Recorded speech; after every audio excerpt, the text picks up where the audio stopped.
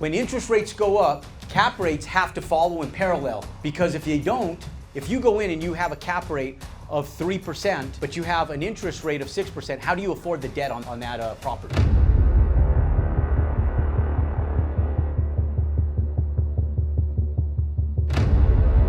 We were building ground up construction retail. We got crushed in the recession. We were building ground up single family homes, and our single family homes, they kept selling. But our retail didn't, because we couldn't lease it.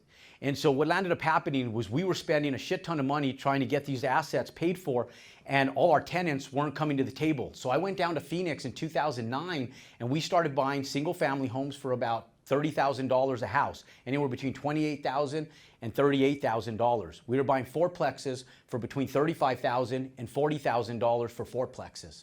And we assembled a portfolio of 12 single family homes and 64 fourplexes.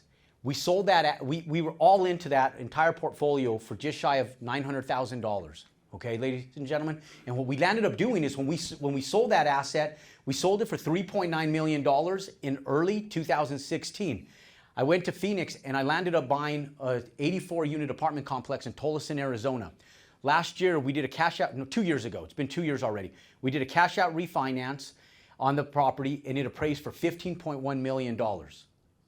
Now, when we did that in 2020, it's because cap rates went down and values went through the roof. So in 2020, cap rates went down and values went through the roof. In 2022, what happened to interest rates? They all went up, right? So when interest rates go up, cap rates have to follow in parallel to cap rates.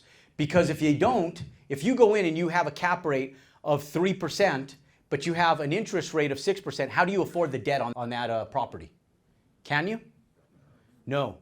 And so one of the biggest things is that cap rates and interest rates, they run in parallel with each other, ladies and gentlemen. And so one of the big things is being able to understand that as cap rates actually go back up, values actually get crushed.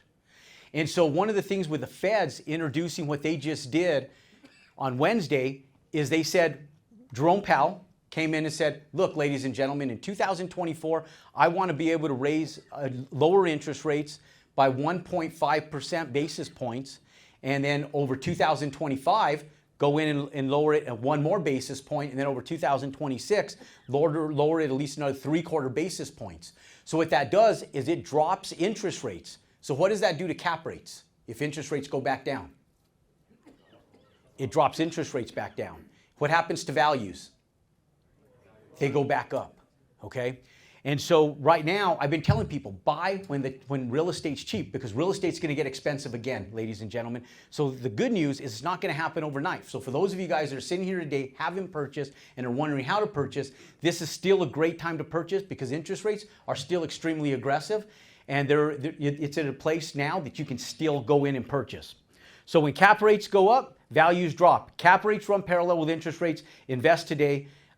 With the current interest rates. What that means, ladies and gentlemen, is that don't invest and buy real estate today based on the projections of where interest rates will be tomorrow. You have to buy real estate today with where interest rates and values are today. Because if you do it based on projections, what happens if those projections don't happen? You're screwed. You're screwed. Okay? Now, here's how you assess net operating income, guys. Now this, guys, how many of you guys came today and said, shit, I didn't know I was going to get so hot and heavy on like a hardcore, like school course education? How many of you guys are sitting back going, holy shit, this is intense? Okay? Now, I told you guys I was going to get into some stuff with you guys today, yeah? Okay. So look, guys, usually I come up here, I'll tell you guys a lot of cool stories, and I'll teach you guys some stuff. But today I felt like this group had come in. We were just here in Vegas 2 times over the last 60 days, and a lot of people were at our event at the Virgin Hotel just about 4 weeks ago. And so I really wanted to come in today and go a little bit more hot and heavy so that way you guys can get some massive value. Are you guys okay if I continue doing that? Yeah? Is it okay if I screw your guys' thinking caps on today?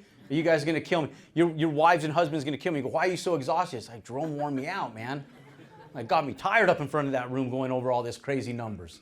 How many of you guys suck at math? Raise your hand. If you suck at math, raise your hand. Okay. Everybody else look around. Those people that raise their hand, don't do business with them. I'm just joking. I'm just joking. No, if you suck at math, it's okay. It's just simple arithmetic, guys. There's no algebra in here. There's nothing crazy. It's just simple math, guys. I'm just teasing you guys. All right. So, ladies and gentlemen, when we're assessing net operating income, let's take, for example, we have an 8-unit apartment complex multiplied by $2,000 of revenue that it brings in each month. It's all annualized, okay? So it's a $16,000 a month times 12 is $192,000 of gross operating income. Your expenses are approximately 40% is a great underwriting tool when you're assessing real estate. Now, on something that small, you probably can run it at about 30% expenses, but we'll just call it 40% since that's the industry number that we utilize for underwriting. That gives you $76,800 a month a year in expenses.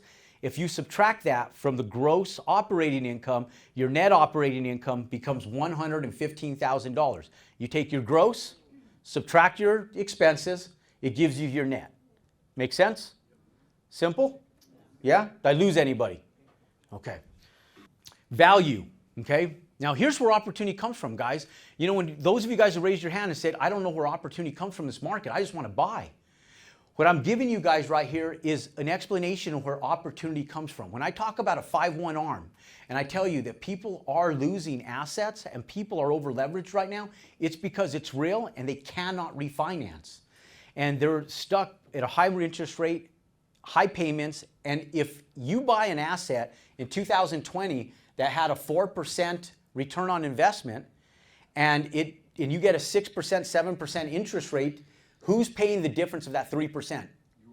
You are. It's called trash can money, okay? Because it's money you never get back. Every month you make that payment, it's going in the trash, and you'll never get that money back. How many of you guys have money to throw in the trash? No, and neither do the people that are losing their properties, okay? So when I talk about cap rates and I'm talking about values, what I'm telling you guys is this is where opportunity is actually coming from today. And so when we go in and we're talking about values, I want you guys to understand how values are assessed. Take this example from 2021. We take that net operating income of $115,000, okay? Nothing changes. This building, the tenants are the same. The rents are the same. The percentage of occupancy, it's all the same. Nothing changes, ladies and gentlemen. The only thing that changes is the cap rate based on interest rates because of the debt service on that asset. So if you go in, you take $115,000 and you multiply it times a 3% cap rate in 2021, the value of that asset is $3.8 million. Pull out your phones and just plug that in so that you do it yourself. Pull out your phones, plug that in. Put in $115,200, hit the divide sign, 0.03. $3.84 million, yeah? Okay, now, everything's the same, ladies and gentlemen. Nothing has changed, except for the interest rate, which has to run in parallel with the cap rate.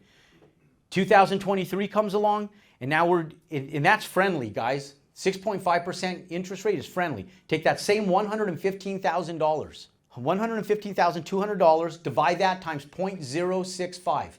What is the value? $1.7 million.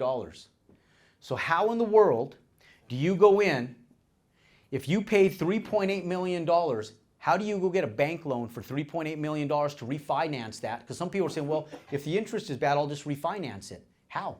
How do you refinance an asset you paid $3.8 million for that only is worth $1.77 million to a bank? That's the question. How many light bulbs just went off in here? You're like, shit, I had no idea. Right? How many light bulbs just went off in here? Or did everybody know this before they walked in here? How many light bulbs went off in here where you're like going, damn?